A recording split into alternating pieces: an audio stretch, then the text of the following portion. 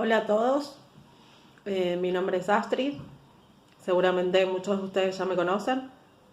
Hoy me toca darles la clase de Carl Rogers, enfoque centrado en la persona, de una manera distinta. No vamos a poder interactuar como tal vez me gusta más hacer en las clases, pero bueno, espero ser clara y que puedan entender los conceptos.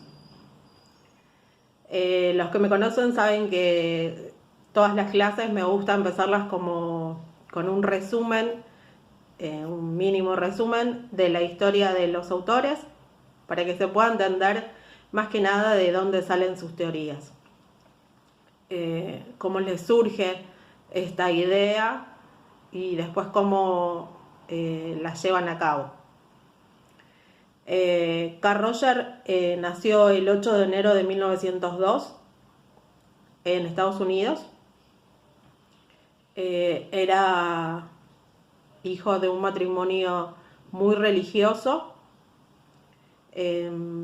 Tenían como eran muy estrictos en su vida personal. Era una familia que no disfrutaba de la vida social, que no bebían alcohol, no bailaban, no jugaban, no hacían reuniones, no participaban de festejos, y se dedicaban mucho al trabajo.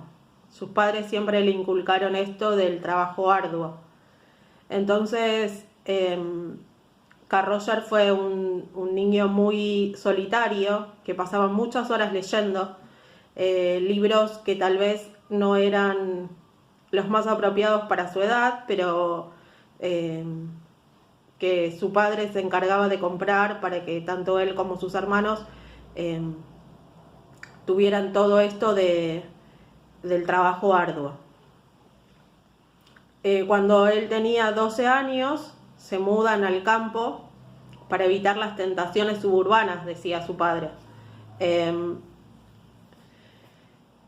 Y esto de que ellos empezaban en la adolescencia y el padre no quería que empezaran con esto de salir, de querer tener más vida social. Entonces, por eso los muda al campo.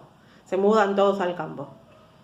En el campo, él, ya terminando la secundaria, había leído muchísimos libros que no eran aptos para su edad, sobre agricultura científica. Y ahí es donde él empieza a tener contacto con la ciencia y la naturaleza. Empieza a trabajar con esto de la observación, la experimentación y después el poder comprobar eso. Se basa mucho en la naturaleza. Todas sus teorías no solamente están aplicadas al ser humano, sino también a todo lo que tiene que ver con la naturaleza. Después se inscribe en la Universidad de Wisconsin y empieza él sus estudios como agricultor. En esto, al poco tiempo se da cuenta de que no es lo suyo, que no es lo que le gusta. Ingresa en un monasterio, empieza a estudiar en el monasterio, y esto lo lleva a él a que lo elijan para participar de la Federación Cristiana Estudiantil Mundial, que es un viaje que se hace a China. En ese viaje, él, alejado de su familia y conociendo un montón de personas, se le abre totalmente la cabeza y se empieza a dar cuenta que todo lo que había hecho hasta el momento no era lo suficiente, no era lo que él buscaba. Entonces cuando vuelve enamorado de China, con la que después es su esposa y se casa. Su familia no lo acepta, sin embargo él sigue adelante con eso y empieza sus estudios en psicología. En ese momento no se estudiaba la psicología como hoy en día en una universidad, entonces empieza a tener como, digamos, como pasantías en lugares que tenían que ver con la psicología, como institutos y algunos centros psicológicos. Ahí empieza él a estudiar psicología. Junto a Maslow, años después, en 1930 más o menos, fundan lo que se llamó la tercera fuerza o la psicología humanista. Y la psicología humanista plantea diferentes cosas diferentes a la psicología de ese entonces. Veníamos de la psicología superficial, que era la psicología de la conducta, del conductismo, que todo ser responde de acuerdo al estímulo que se le hace. Y después después de eso surgió la psicología de lo profundo, que es lo que Freud llamó el psicoanálisis. Esto de entrar en el inconsciente. Bueno, la psicología humanista lo que dice es que todos sus estudios están basados en cuestiones antropológicas y fisiológicas. Dice que el hombre no está determinado por motivaciones instintivas o ambientales, que el hombre siempre está animado por fuerzas internas, que siempre va a tender hacia lo positivo, que no es dominado por el inconsciente. De hecho, no toma el inconsciente como lo hacía Freud. Dice que el hombre tiene que ser estudiado como un ser holístico,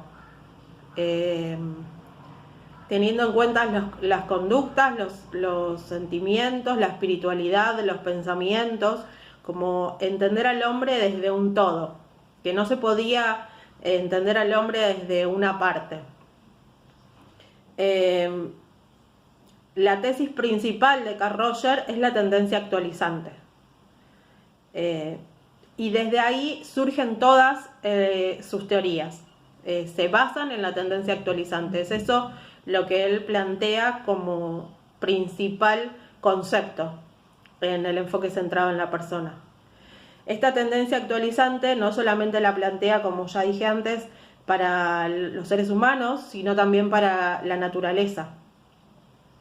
Él observaba, por ejemplo, las plantas que nacen entre medio de las rocas, entonces sin tierra, y eso él se planteaba de que cómo puede ser que exista una planta que echa raíces aún sin tener tierra. Entonces decía que todo ser vivo siempre tiende hacia ir por una autorrealización, por el crecer y el seguir viviendo de una manera más adecuada. Y desde ahí surge su tendencia actualizante.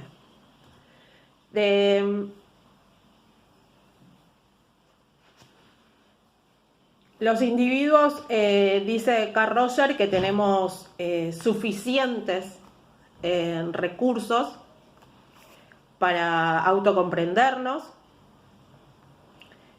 y para ir en la dirección más apropiada. Y esto también lo plantea aún en las situaciones en las que se piensa que no está siendo bueno. Él no lo plantea solo en cosas positivas, sino él planteaba que un delincuente, supongamos un narcotraficante, él va hacia su mayor desarrollo, hacia el mayor desarrollo de sus potencialidades. Él decía que no importa cuál sea qué sea lo que uno hace, sino que siempre tendemos a ir hacia lo mejor. Entonces decía que en el caso de las personas que por ahí tenían una conducta antisocial, sin embargo, esto lo que hacía era que ellos vayan hacia mejorarse, ya sea un delincuente o una persona que va tras sus metas en en algo que tiene que ser más socialmente aceptable. Dice que toda persona siempre tiende hacia su madurez. La tendencia actualizante y el enfoque centrado en la persona plantean que quien lleva a cabo esto del enfoque centrado en la persona tiene que tener hay como ciertas reglas que se deben de cumplir. Y ahí es donde entra esta teoría, nos ayuda en la psicología social. ¿Por qué? Porque el enfoque centrado en la persona dice que toda persona que ejerza esto del enfoque centrado en la persona debe ser empática. Y cuando habla de empatía, habla de esto de poder ponerse en el lugar del otro. Me pongo en el lugar del otro, desde el otro, siento como siente el otro, sin agregar ni quitar nada a esa emoción, a ese sentimiento, a ese pensamiento. Dice que tiene que haber una aceptación positiva e incondicional del hombre. O sea, acepto al hombre con todas sus virtudes y todos sus defectos. Sería como hablando en criollo. Que debe haber cierta autenticidad y congruencia por parte de quien ejerza esto del enfoque centrado en la persona. La autenticidad es algo que va a poder fácilmente sentir el otro. La congruencia tiene que ver con mi mundo interno. La autenticidad es esto de poder decirle al otro lo que me pasa con respecto a lo que el otro está haciendo. Si yo siento que hay algo que no me está haciendo sentir cómoda, si yo siento que hay alguna situación de la otra persona que me está haciendo ruido en mi persona, la autenticidad habla de que yo pueda hablar eso para poder quitar lo que nosotros llamamos en psicología social los ruidos en la comunicación. Poder explicar eso para que el otro pueda hacerme una devolución. En cambio, la congruencia, él lo plantea como modo de vida, como una filosofía de vida en donde no solamente soy así cuando tengo enfrente un otro, sino que soy así en mi vida cotidiana. Soy auténtico, empático y tengo aceptación positiva e incondicional hacia el ser humano todo el tiempo. No discrimino. En algunas personas sí y en otras personas no. Habla de lo fenomenológico, habla de que tiene que existir una atmósfera segura y cálida. Y esto es súper importante que se plantee, por ejemplo, en los grupos operativos. La atmósfera segura y cálida tiene que ver con la amorosidad con la que uno trabaja, con esta empatía, con esta aceptación incondicional. Sin involucrarme al punto en que me haga daño. Es esto de tener una distancia óptima. Y que la atmósfera sea segura tiene que ver con lo que nosotros llamamos esto de la confiabilidad. Que todo lo que suceda en ese grupo operativo, suceda en ese grupo operativo y no salga de ahí. Y en caso de que llegara a salir de ese espacio, se pueda restituir. Dice que tiene que haber seguridad interna y seguridad externa. Seguridad interna desde quien plantea la teoría, estar seguro que esta teoría es confiable, que es aplicable, que se puede llevar a cabo, y la seguridad externa va a ser consecuencia de la seguridad interna. La seguridad externa es lo que se le va a brindar a la otra persona. La otra persona, cuando sienta que lo que yo digo lo digo con seguridad, va a confiar en mí y eso va a hacer que la atmósfera sea segura y va a aumentar su seguridad externa.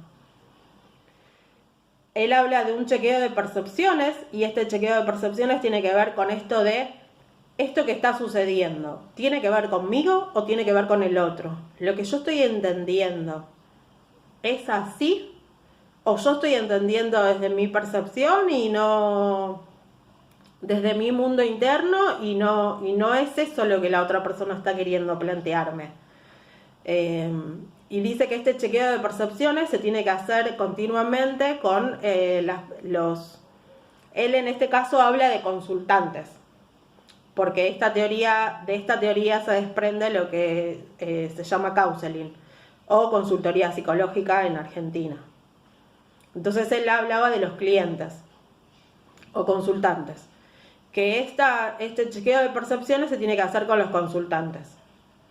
Y después otra de las cosas fundamentales que plantea esta teoría es tener una aptitud abierta a la experiencia todo el tiempo.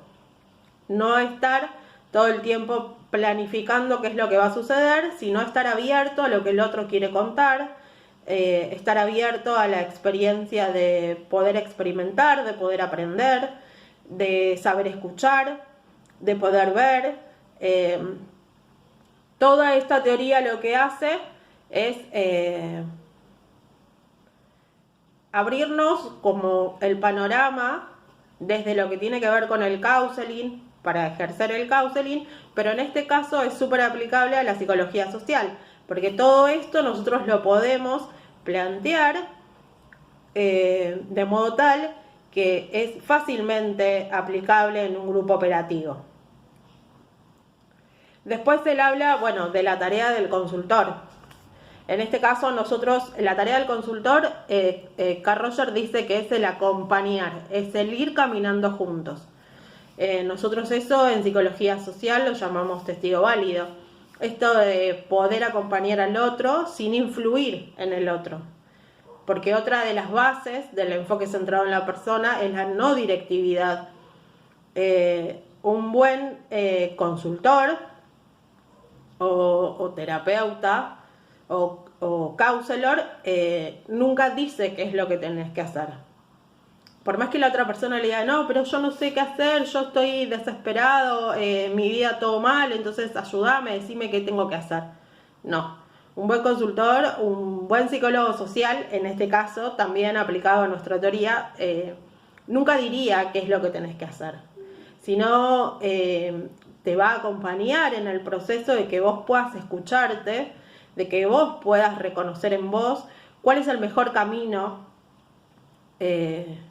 que podés tomar para poder autorrealizarte, para ir hacia la autodeterminación y poder ir al cambio.